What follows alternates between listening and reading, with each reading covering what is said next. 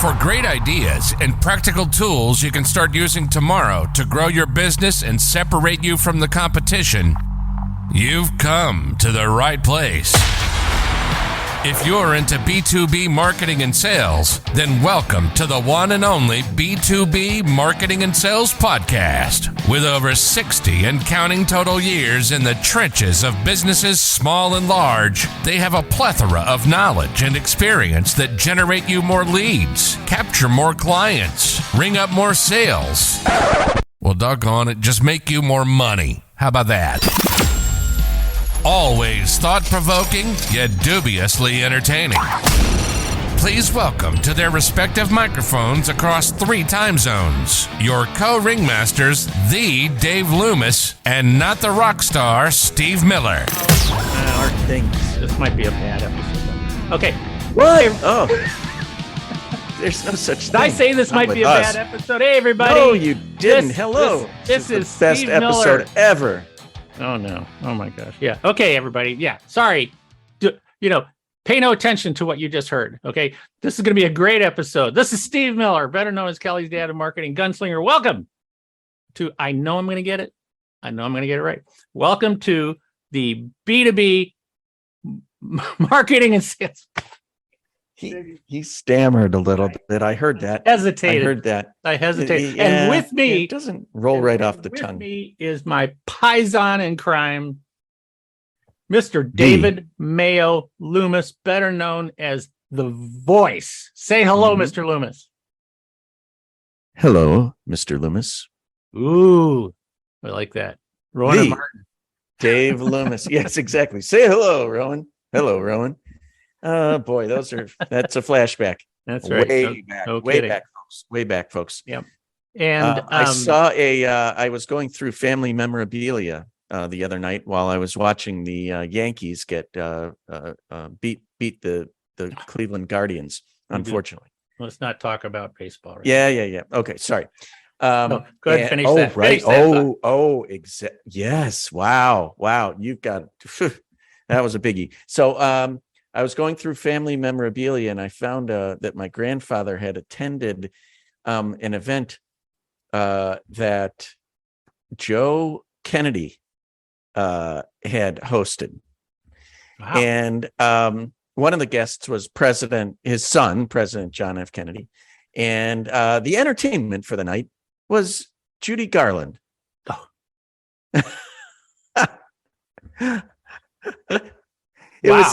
It's this really fancy, I could probably pull it out of the bin behind me because I'm going through the stuff in my office. And it's this very fancy program with you wouldn't believe what they ate for dinner. My God, these people lived it up. Yeah.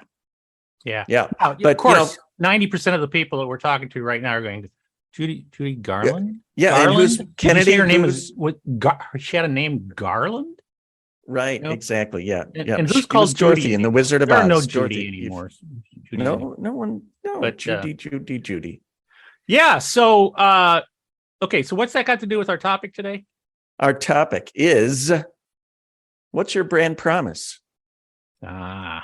This probably is one of my favorite topics. I know. You know what? I know last time about experiential marketing, I said I love experiential marketing. I really do. But this topic. Because this is the topic. This is the conversation that I have very, very early in a new relationship with a client. Yeah, the whole podcast could just be every episode. The whole thing could just be called the Brand Promise. The Brand Promise. Because when you get right down to it, if you don't have a killer branding promise, and if you don't have a way of proving your branding promise, then forget about it. Forget about it. Just forget about it. So what are we talking about? Okay, branding promise. Some people might be going, "What the heck are you talking about?" Well, in jargon, in marketing jargon, we would say we're talking about your branding proposition. Okay. I personally, and Dr. Loomis, feel free to respond to this. I personally like to use the phrase branding promise with my clients because that to me is a more emotional phrase, a more emotional thing. I love it. I use it too, and it's definitely the thing to do. It holds your by doing it.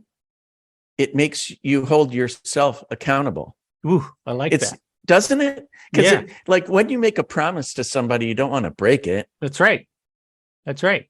I love that. I'm going to steal that.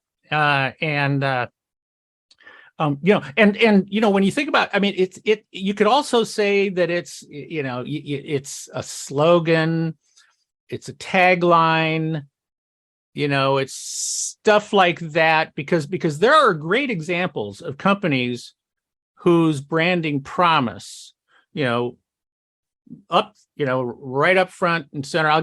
Just give you a couple of quick examples of branding promises that I just love to death.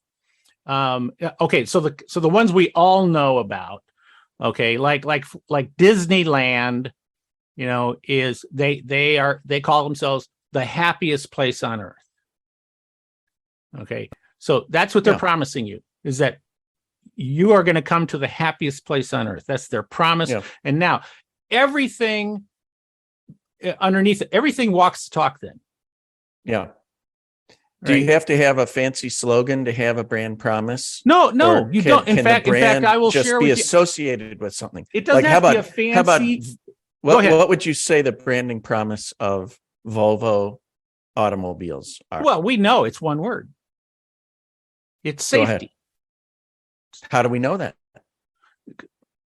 If you're thinking safety, you have to think Volvo. If you think Volvo, you have to think safety. Right. And, that came about, and I don't know if they've ever used the word promise. Their lawyers probably didn't let them use the word promise. Who knows? But for years and years and years, they've made that a big thing. And, a lot of times in branding and in positioning, you hear the term white space, for example, like if you were to look at your own competitors and you see, where are they positioned, and maybe even try and diagram it on some chart. But the point is, if you have a chance to adjust your positioning or your brand promise, don't go right over on top of and say the exact same thing as a direct competitor that's been in the market for 3 times as long as you. Choose something that's attainable, doable, and is different. Mm-hmm. Yeah. Enough. Now let me back that up by saying, especially in the B2B world, very, very few companies have a branding promise. Mm-hmm. Very few. Like I said, we could say Disney. We can say FedEx, which was probably one of the most perfect branding promises in history, when it absolutely positively has to be there overnight. Okay. Now they don't use that anymore, but when they did use that, you knew what they were telling you they were going to do for you. Okay. And then they had to back it up. So, but you see, in the B2B world, you do not often hear branding promises from companies. Mm-hmm. What you get, what the promises that you get from the vast, yeah, dare I say vast one more time, majority of B2B companies is. Yeah. Have you ever heard of a company called Swagelok? No, I haven't. So Swagelok is basically the highest quality, probably most expensive fitting that you can, like it's a fitting kind of a like very little pipes and things that connect things in machinery. Like their fittings are used in nuclear power plants and all over the place. But a swage is actually a technical term for a way to connect and lock like 2 of these different fittings together. So hence Swagelok. Anyway. Okay. All right. I just checked it out because I thought that I'd seen something on this, and they actually have they have it written like they have their warranty, but they say it's a promise as strong as our products, a relentless commitment to quality, and they actually use those words, on their website, in videos, that sort of thing. A relentless commitment to quality. Yep. Okay. Now They didn't say we're more efficient. They didn't say we're fat. You can connect them faster. They didn't say that they're shinier or more stylish fitting. No, and the vast majority of these companies are out there, and they're basically saying two primary things and a third thing that's sort of a grayish type of statement. Number one is we have the best quality products. Okay, now this is different than what you're saying. This other company is saying, right? A relentless. Say that again. Relentless pursuit of quality, or something like that. Something like that. Yeah. Very close to that. Okay? Commitment. That's different. Yeah. This one thing, is that these guys, everybody, and you, I'm talking to you who is listening to this right now. If I go to your website, odds are this is what I'm going to see. It's going to say we have the best quality in the market, and we have the best customer service in the market. And we are fair, and our prices are fair. Very, very competitive. Oh yeah, everything. This is so vanilla. Each one of those statements is what I call a vague generality. Yeah, not to mention the fact that the term quality itself means different things to different people. So does customer service. Right. Who knows? I don't know what people are thinking when I say, "Oh, we have the best customer service." I don't know what they're thinking I'm saying. Because we're not using meaningful specifics. So when somebody says, if somebody says to me, the relentless pursuit of quality, of top quality, best quality. Okay, so now they're saying to me, oh no, we're going to have the best quality. But see, so now they have to back it up and they have to prove it. Let me share. Geico says 15 minutes or less can save you 15% That's more right. on your car insurance. There's a promise. Okay, that's pretty specific. It's a pretty specific promise. Do you know the company Serve Pro? They're like Service Master. I've used Serve Pro. Do you know what their branding promise is? Ooh, I think I might have known it at the time, but I don't remember it. It's one of my favorite of all time. I saw this on the side of a van one time driving by me. I had to follow the guy until he stopped, and I jumped out and took a picture of it. Okay, got it. All right. Yep. So what does Serve Pro do? So I think if we're talking about the same company, they're cleaning up after you have some sort of damage to your house, like a fire, flood or something like that, right? Or something happens, and they're going to come in 1-800-SERVE-PRO. That's right. And you know what their branding promise is? Like it never happened. Wow, that's really great. That's a big promise. I love that. Love that. That's a big promise. All right. We have a friend of ours who owns the Mazda dealership in Everett, Washington. Friend of ours, and we have bought multiple cars from this guy. Okay, and if you call their offices, the owner. It's the recording of the owner who is calling. You're going to get some kind of voicemail or anything like that. Anyway, but his opening statement is, "Thank you for calling Mazda of Everett, where service sells the second car."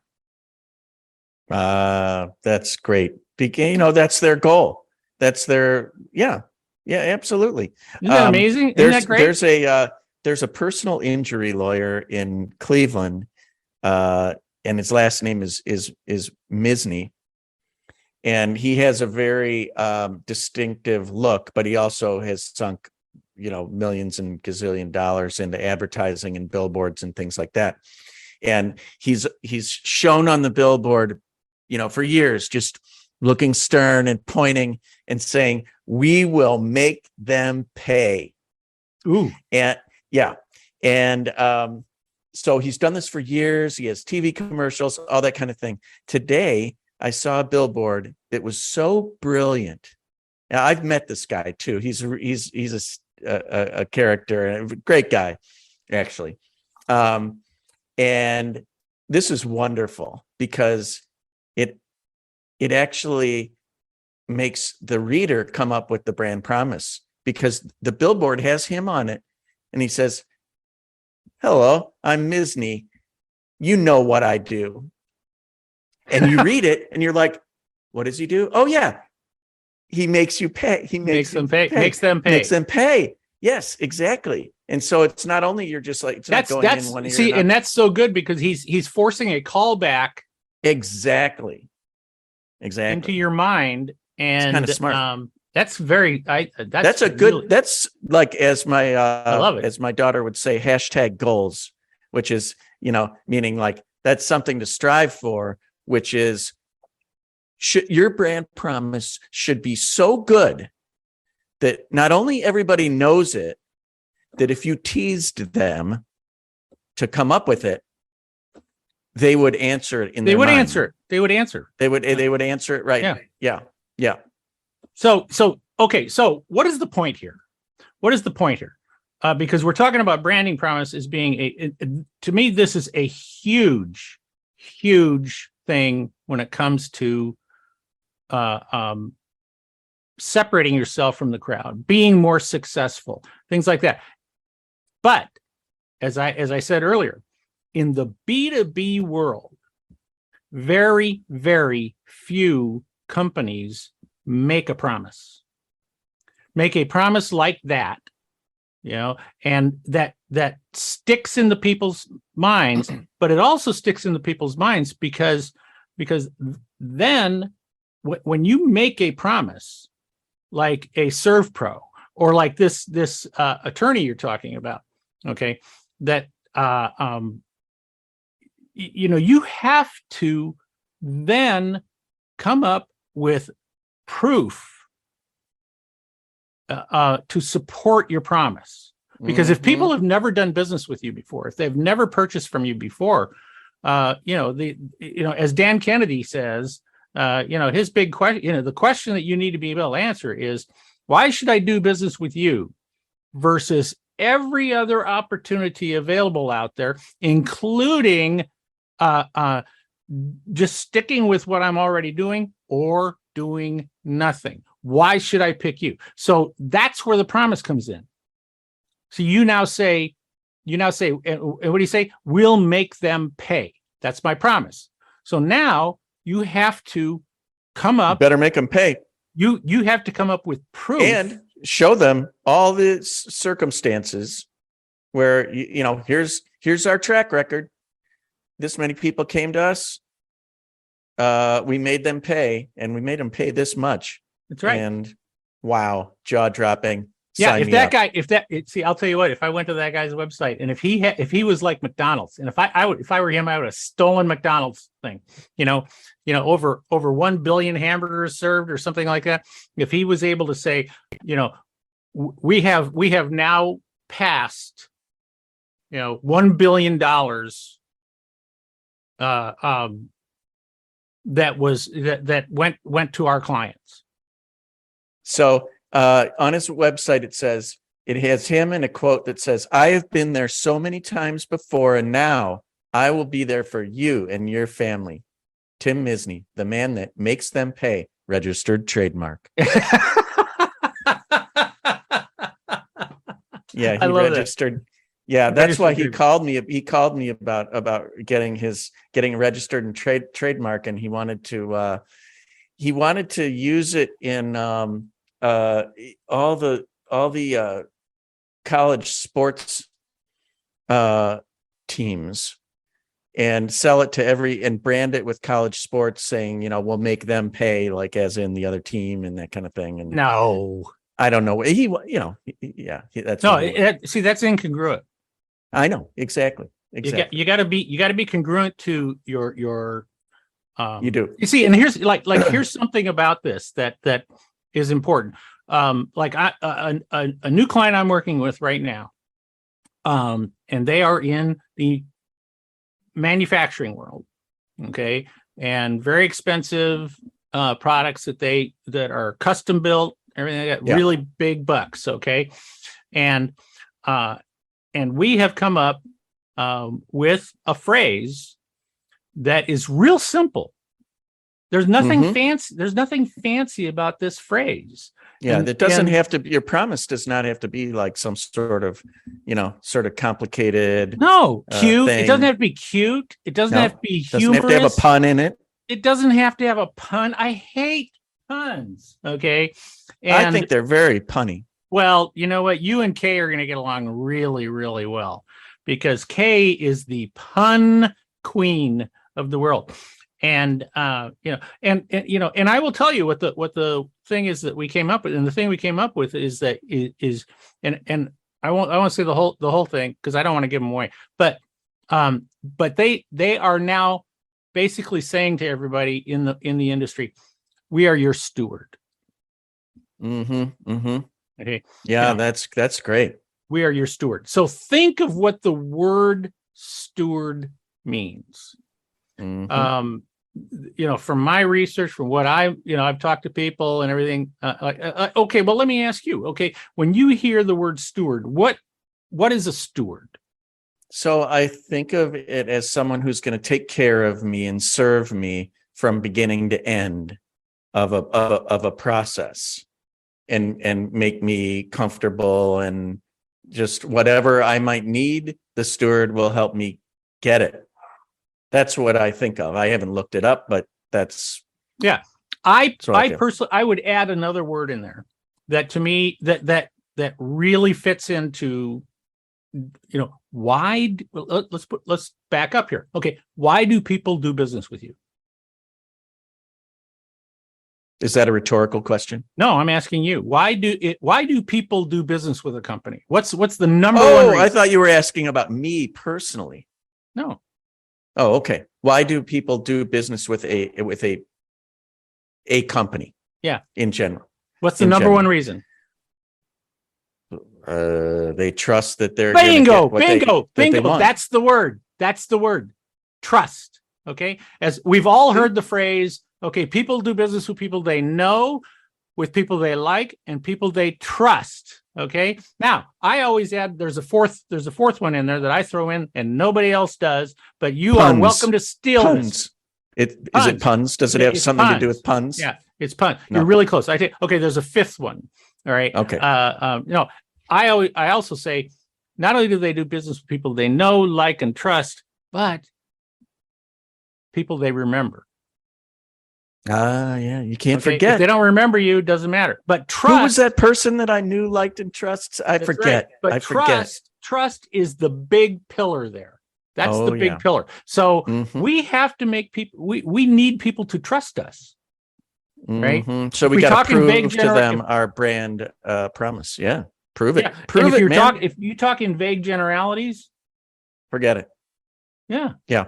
But if so why do you think that B2B companies are not good at articulating or actually coming out with a brand promise? Why do you think that there isn't more of this?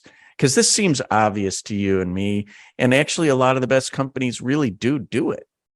Why do you think that it's so rare? Because and this is a harsh reality. The vast majority of B2B companies are started by people who know how to do a thing. Okay. So, like, for example, in manufacturing, they know how to use a lathe. They know how to use some kind of machine, right? If they're in the construction industry, they know how to put a roof on a house. See, they know how to do this. They know how to do a thing, and they go, I can have my own company. Now, this is what I call the Christian golf pro syndrome. Oh, interesting. Okay. What I mean by that is that years ago, I consulted in the Christian bookseller industry. Okay. Which sounds basically good. It basically almost doesn't even exist anymore. Okay. Yeah.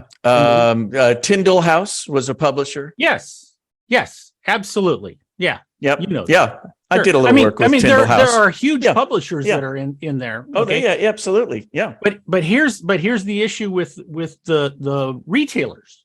The issue with the retailers, just like the same thing with golf pros. Okay, Mhm. golf. Think about both of these now. Okay, Golf. Why are you a golf pro? Because you're good at golfing. because you love to play golf. Yeah, and You you're good at grew it. up and you competed until I you just got can't your stop butt playing kicked- golf, You got your and butt so kicked I'm by- going to get paid for it.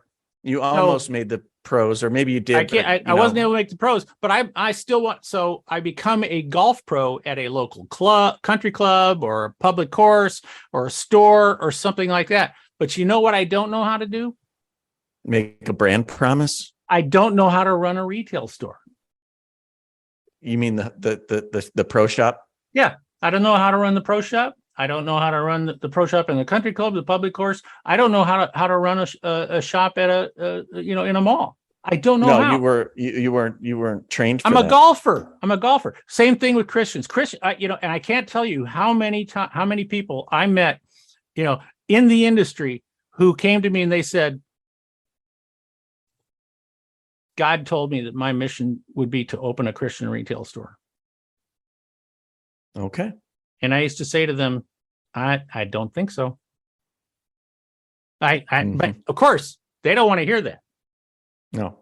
But I would say, I don't think so. And the reason why I don't think so is because there's a difference between wanting to be you're a Christian who wants to spread the word. Okay.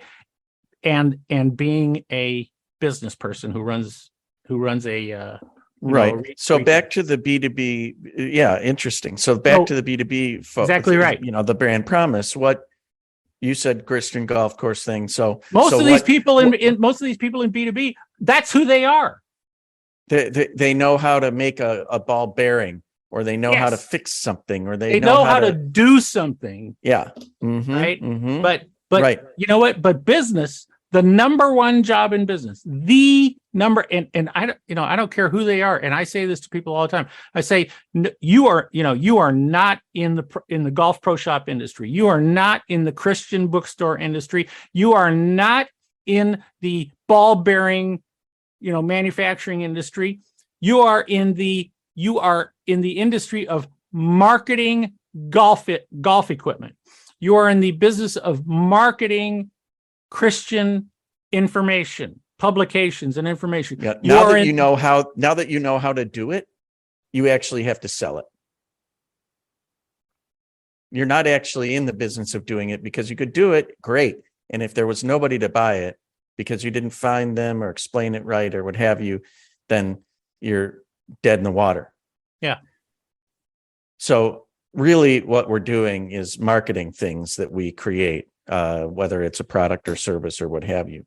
And to market things correctly, you need a good marketing person who's not the inventor of the product or service. Right. Lawyers are not exactly the best marketers of themselves. Finance people are not. For example. Finance people. Right, exactly. I mean, professional service people in general, because they're good. They got trained to be that professional, even doctors. I mean, all sorts of things that we could come up with. Yeah. Yes. So, but, it's interesting because even though most companies don't have a brand promise that they call that, they don't call it that, and they don't promise it and so forth. Hidden underneath somewhere is sort of the makings of a brand promise. Usually, if the company has been in business for a while and is successful and so forth, it's for a reason. Sometimes they don't really even know those reasons, and it takes somebody like ourselves or other marketing professionals to just sit down and ask the right questions to draw it out and help them figure out, after all these years, it's true. This is really what we're all about. So why don't we just say it in a simple way? But most companies don't know how to do that. And it's because they're not coming from that perspective. Right. And I say most companies, most people who are responsible for making sales, making money. Because look, hey, folks, that's what business is. Your job is to go out there and make sales and make money and create customers and things like that. And that requires communicating a message to the marketplace that will make people go, hey, I'm interested in talking to you. So yeah. So I have a bold promise with my own company, Loomis Marketing. Okay. It says it on my website. Loomis Marketing is dedicated to helping people and companies grow and to making the world a better place. And then all you have to do is prove it. Prove it. Prove it. That's what you are there to do. Did you actually work? Have I actually worked with companies or people, and as a result, they grew? Yeah. Grew as professionals or grew Right. as companies? Did I actually make the world a better place? Yeah.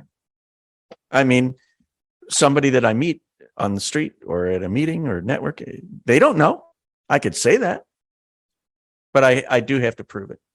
That's right. We have to prove. We come up with a promise, and then we have to come up with proof to support the promise.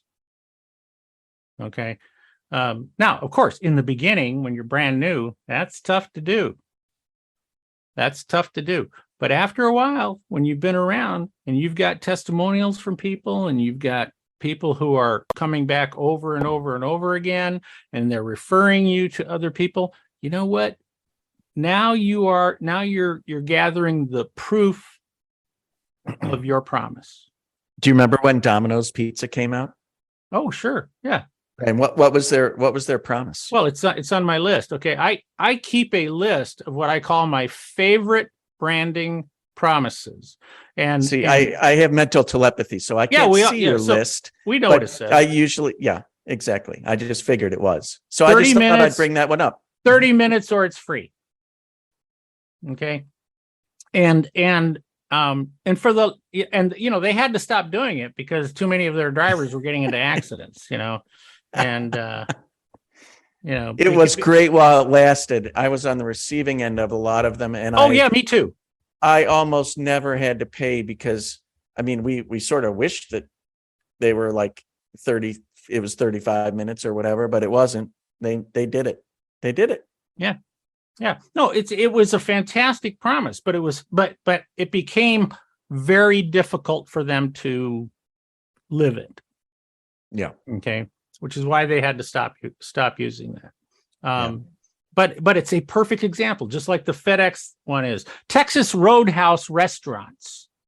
Their promise is legendary product, legendary service. Are they delivering on that? I don't know, but that's their promise. It's right on their website. Legendary. Yeah. It's in a legend. That's a big legends promise. About this. Yeah. Wow. That's a big promise. Okay. It really is. I have another client in the B2B world, and their promise is we do what nobody else will. So you see, it's like, well, what the hell is that? But then when we say, okay, one of their clients needed this one part, made, and they needed it right away, had to be delivered, and the owner of the owner of the company of the company, after it was made, he got on an airplane and he flew 2,000 miles to hand deliver this product to that client so they could have it on time at the moment that they needed it. Okay. And that's a story to support, because they're saying we do what nobody else will. Here's proof of what we will do. Okay. So okay. I like it. Now I know you got to go, but So here's how I want to close this. I want to say, okay, gang, here's what we want you to understand. You need to I shouldn't say you need. If you really want to separate yourself from the competition, then you need to come up with a really great branding promise. And you need to come up with the proof that's in the pudding. And next time we get together, let's talk about how to come up with the proof to help support That's a good idea. So proof points next. Mm-hmm. That's great. And if you're hearing this, don't think, oh, well, our company is an exception. We really can't do that. You can make a promise about anything. I'll tell you what, if you're listening anything. to this and that's what you think, I hope my clients are competing with you. Yeah. So think about that brand promise, come up with a few options if you don't have one. And we challenge you to go to your companies as high up as people will meet with you, all the way to the CEO, and pitch it. Just what do you got to lose? You're all on the same team. If you work at a company, whatever it is, and say, hey, we say that we do this. We should make it a brand. We should really promise it. Let's do it. That's our branding. Let's do promise. it. Right. And then we'll talk next week about how to prove it. Yes, I like sir. it. That sounds like I fun. like it. All right, then I will take us out. You have been listening to the B2B Marketing and Sales Podcast with none other than Steve Miller, not the rock star. No. Bang. Marketing gunslinger, Kelly's dad, also known by other names that we cannot say on the air. You can't. No, this is a family show. Yeah, exactly. Steve does say some of those things sometimes, but we give him a pass because we just bleep Steve. it. We just bleep it out. Exactly. And it myself, obviously, Dave Loomis, the Dave Loomis. And yeah, it's been a pleasure serving all of you. Our promise at the B2B Marketing and Sales Podcast is to deliver valuable information and tools that you can use immediately. Right now. That's our promise. Hold us to it. And we're going to prove it. Take care now. Bye-bye. Thank you for listening to another episode of the one and only B2B Marketing and Sales Podcast, the source for B2B marketing and sales insight. If you enjoyed the podcast, please be sure to subscribe and leave these old guys a 5-star rating. Check the show notes for any links and contact information. You can always contact us by going to b2bmarketingsalespodcast.com. Thank you, and keep on marketing, keep on selling.